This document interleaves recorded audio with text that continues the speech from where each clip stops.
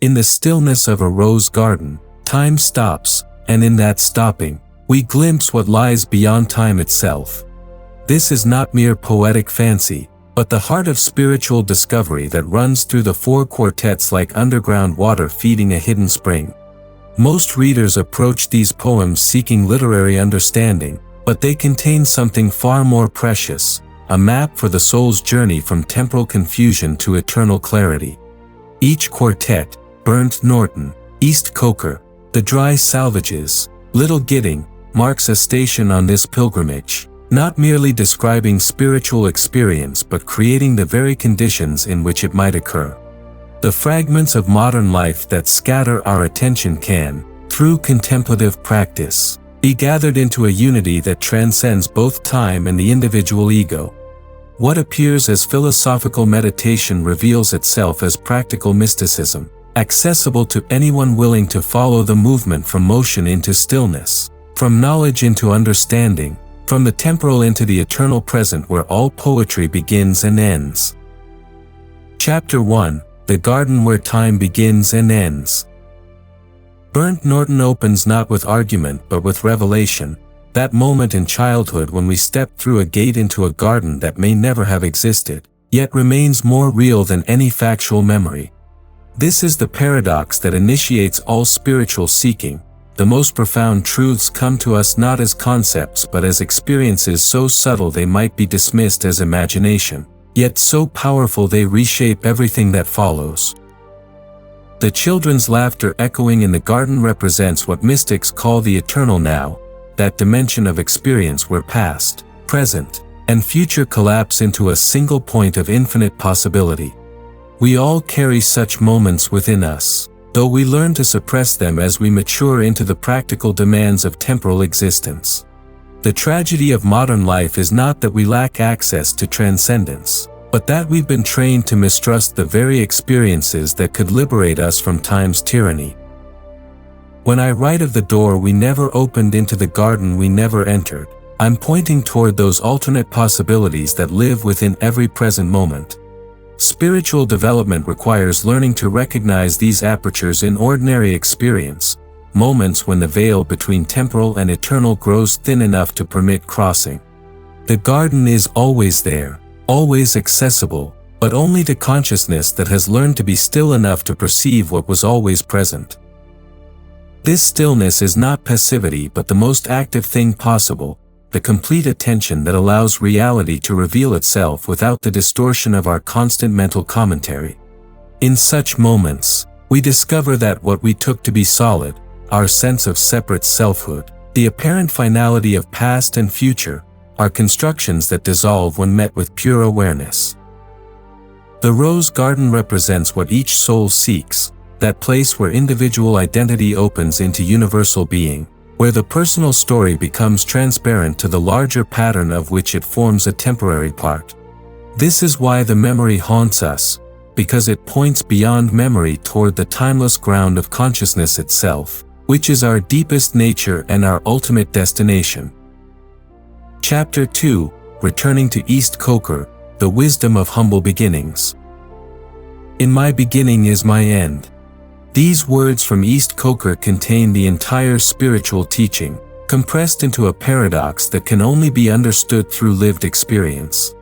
The village where my ancestors lived and died becomes a symbol for the cyclical nature of existence, not the mechanical repetition that traps us, but the spiral return that allows deeper understanding of what was always true. To return to our origins with adult consciousness is to discover that what we took to be limitation was actually foundation. The simple faith of our forebears, which we abandoned in pursuit of sophisticated knowledge, often contains wisdom that our cleverness has obscured. This doesn't mean retreating into naive belief, but rather allowing experience to compost into understanding, the way autumn leaves become soil for new growth. The dance around the bonfire in East Coker reveals the eternal pattern underlying all temporal change. Birth, growth, decay, death, these are not defeats but participations in a rhythm larger than individual biography. When we align ourselves with this pattern instead of fighting it, we discover that apparent endings are actually transformations, apparent losses are clearings for what wants to emerge. Humility becomes not self-deprecation but accurate perception of our place in the larger order. The individual ego, with its demands for permanent satisfaction and ultimate significance, relaxes into its proper role as a temporary vessel for something that transcends it. This shift from ego-driven striving to humble participation marks the beginning of genuine spiritual maturity. The wisdom of East Coker is the wisdom of waiting, not passive resignation, but the active patience that knows when to act and when to allow. In our culture of constant motion and immediate gratification, this teaching strikes against the grain of our conditioning. Yet without learning this deeper rhythm, we exhaust ourselves in pursuits that never satisfy because they arise from the wrong level of being. To say, "In my beginning is my end," is to recognize that the deepest truths are circular rather than linear. That growth often means return. That wisdom involves discovering what we already knew but had forgotten in our rush toward complexity. The end toward which we strive was present in embryo at the beginning, waiting for consciousness mature enough to recognize and actualize what was always potentially there. Chapter 3, The Dry Salvages, Finding the Sacred in Ordinary Time. The river and the sea in the Dry Salvages represent two dimensions of temporal experience that most people never learn to navigate skillfully. The river is personal time, the flow of individual biography with its succession of events, memories, hopes, and disappointments. The sea is transpersonal time, the vast cycles of generation, the rise and fall of civilizations, the cosmic rhythms that dwarf human concern yet contain it. Most spiritual seekers make the mistake of trying to escape time altogether, imagining that enlightenment means permanent residence in some timeless dimension. But the deeper teaching is learning to live fully within temporal existence while remaining rooted in that which transcends it. The fishermen who work the dangerous waters near the Dry Salvages understand this intuitively. They respect the power of natural forces while developing the skill to work with them rather than against them. Prayer in the Dry Salvages is not petition but attunement, the practice of aligning personal will with the larger currents of existence. The women who pray for their men at sea are not trying to manipulate divine favor but participating in the deeper communion that connects all life. Their prayer is a form of consciousness that holds both the reality of danger and the possibility of grace, without denying either. The enunciation that appears in this quartet points toward those moments when ordinary experience suddenly becomes transparent to extraordinary meaning. These are not supernatural interventions but recognitions of what was always present, the sacred dimension that interpenetrates mundane reality but requires a particular quality of attention to perceive. Time becomes redeemed not by escaping it but by discovering its secret. Each moment contains within it the seed of eternity, but this seed only germinates under specific conditions, when we learn to be fully present without grasping, fully engaged without attachment, fully temporal while remaining rooted in what transcends time. The intersection of the timeless with time occurs not in exotic mystical states but in the midst of ordinary activities performed with extraordinary awareness. Washing dishes, walking to work, listening to a friend's troubles, these become vehicles for transcendence when approached with the quality of attention that recognizes the sacred hiding in plain sight. This is why the Dry Salvages, those dangerous rocks that wreck ships, also serve as navigation markers for those who know how to read them. What appears as obstacle to unconscious navigation becomes guidance for consciousness that has learned to see the hidden order within apparent chaos. Chapter 4, Little Gidding, Where Every End is a Beginning. Little Gidding represents the completion of the spiritual journey, though completion here means not arrival at some final destination but the discovery that every ending opens onto a new beginning, every death enables a deeper birth. The chapel where Nicholas Ferrer established his religious community becomes a symbol for all those places, outer and inner, where dedicated souls have worn thin the boundary between human and divine. To arrive at Little Gidding requires passing through the dark night that purifies desire. This is not punishment but preparation, the necessary emptying that allows us to receive what cannot be grasped, only given. Most people turn back when they encounter this darkness, interpreting it as evidence that they've taken a wrong turn. But those who persist discover that the darkness itself is part of the light, that what seemed like absence was actually presence too vast to be contained by ordinary consciousness. The communion of saints that appears in this quartet refers not only to officially recognized holy persons but to all those who have made the journey from self-will to surrender, from knowing to unknowing, from having to being. These presences are available to guide us not because they exist in some distant heaven but because the love that transformed them remains actively present in the world, accessible to any consciousness prepared to receive it. The fire that appears throughout Little Gidding represents both destruction and purification, the same flame that burns away what is false and illuminates what is eternally true. To choose this fire is to choose transformation, recognizing that what we most need to lose is precisely what we most fear to let go, the illusion of separate selfhood that promises security but delivers only anxiety. The roses of memory and the yew tree of immortality that appear in the chapel garden point toward the integration of temporal and eternal that marks spiritual maturity. We don't transcend our personal history but discover its deeper meaning, the way individual notes contribute to a symphony whose beauty emerges only when heard as a whole. Quick now, here, now, always, this phrase captures the urgency of spiritual realization. The opportunity for awakening exists only in the present moment, yet that moment contains all of eternity. To grasp this is to understand why the journey begins and ends in the same place, the eternal now that we never actually left but from which we've been perpetually distracted by the mind's constant movement between past and future. All manner of things shall be well when we learn to align ourselves with the love that moves the sun and stars, not through cosmic merger but through conscious participation in the divine creativity that expresses itself through infinite particular forms, including our own briefly embodied existence. Chapter 5: The Music of Language and the Language of Silence. Poetry becomes spiritual practice when words are used not merely to convey information but to create the conditions in which revelation can occur. The Four Quartets demonstrates how language itself can become a vehicle for transcendence, each phrase crafted to resonate at frequencies that awaken dormant capacities of consciousness. The musical structure of these poems is not ornamental but functional. Rhythm, repetition, and silence work together to induce states of awareness that conceptual discourse cannot reach. Just as sacred architecture creates physical spaces conducive to prayer, the architecture of these verses creates psychic spaces where the soul can encounter what lies beyond ordinary mental activity. Words become sacramental when they point beyond themselves toward the wordless reality they can only approximate. This is why reading the quartets requires a different quality of attention than we bring to informational text. We must learn to listen not only to what the words say but to what they do, how they create resonances within consciousness that open new capacities for perception. The repetition of key phrases throughout the sequence serves multiple functions. On one level, it creates the musical coherence that makes extended meditation possible.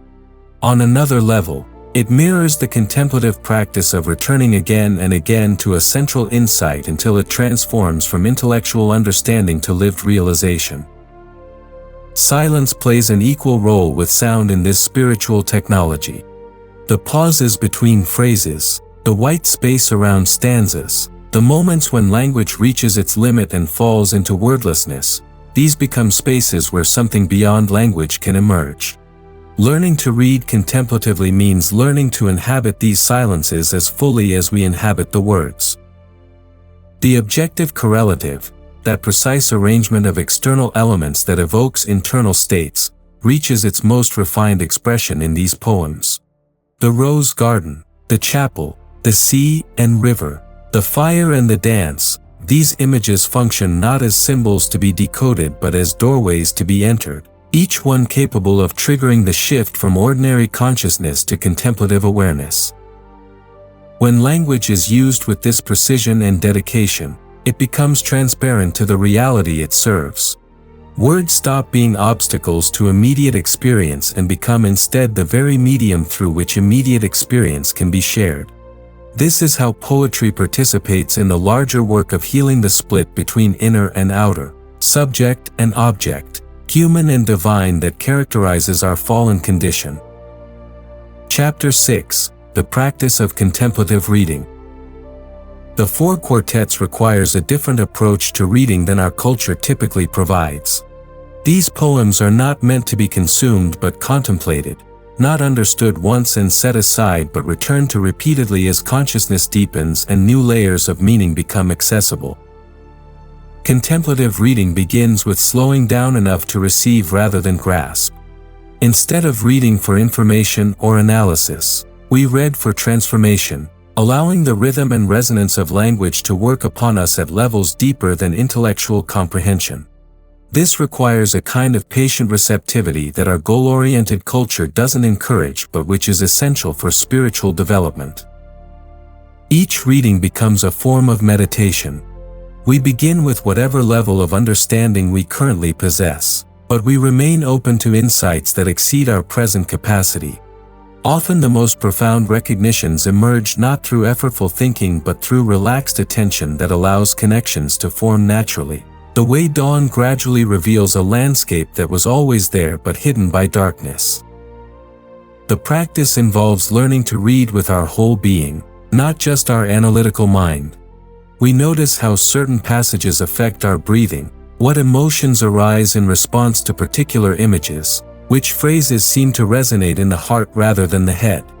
This somatic dimension of reading reconnects us with ways of knowing that predate and transcend rational discourse.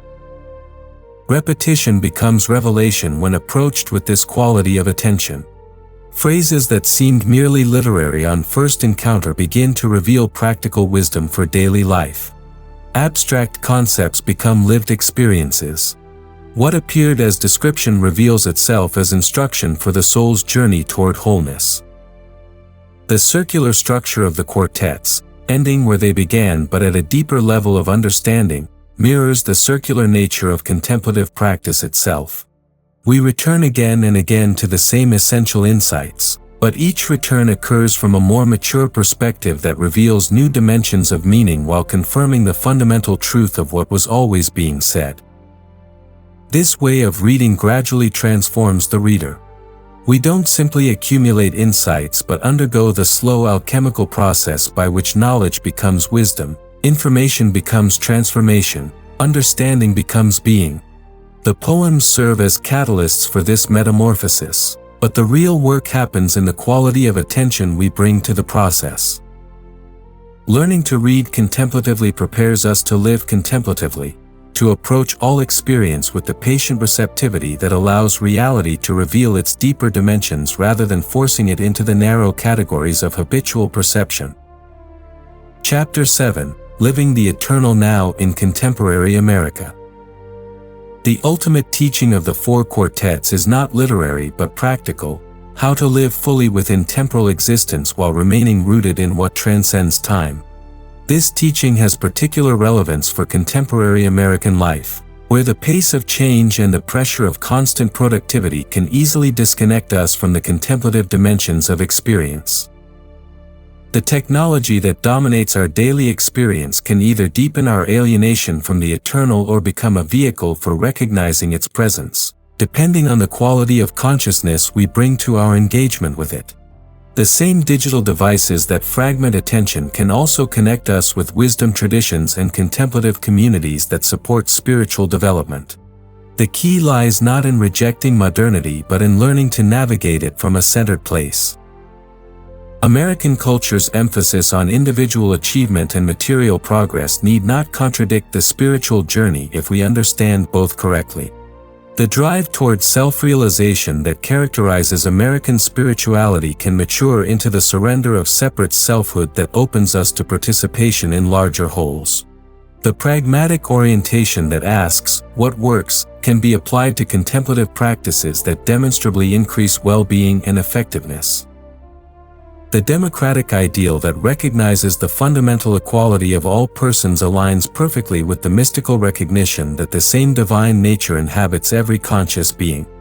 The American dream of creating heaven on earth becomes not materialistic fantasy but spiritual aspiration when understood as the work of making visible in social structures the love and justice that reflect ultimate reality. Living from the eternal now doesn't mean withdrawing from temporal concerns but engaging them from a deeper foundation. The contemplative discovers that when action arises from stillness rather than anxiety, from love rather than fear, from wisdom rather than mere cleverness, it becomes more effective rather than less. The practice involves learning to find moments of stillness within activity, glimpses of eternity within time, touches of transcendence within immanence. These brief openings gradually expand until we discover that what seemed like two separate realms, the sacred and the secular, are actually two ways of perceiving a single reality. The Four Quartets maps this territory not as abstract philosophy but as lived experience available to anyone willing to undertake the journey from time-bound consciousness to awareness that participates simultaneously in temporal and eternal dimensions. This is not escape from human life but fulfillment of human potential, the actualization of capacities that lie dormant until awakened through contemplative practice guided by wisdom that has been tested through centuries of spiritual exploration. Conclusion. We arrive where we started and know the place for the first time. This is the promise and the practice that the Four Quartets offers to every soul willing to undertake the journey from temporal confusion to eternal clarity. The garden of transcendence is not elsewhere but here, not in some future attainment but in this present moment when approached with the quality of attention that recognizes its sacred dimension. The spiritual path mapped in these poems leads not away from ordinary life but into its depths, where we discover that what we took to be merely personal is actually transpersonal, what we experienced as merely temporal participates in the eternal, what we assume to be merely human opens onto the divine. This recognition transforms everything while changing nothing. The same activities continue, but from a foundation of understanding that redeems both suffering and joy by revealing their place in the larger pattern of meaning. All manner of things shall be well not because problems disappear but because we learn to participate consciously in the love that includes all apparent contradictions within a wholeness that exceeds comprehension while being accessible to experience. Quick now, here, now, always, the invitation remains open, the garden gate unlocked. The fire of transformation ready to consume everything false and illuminate everything true.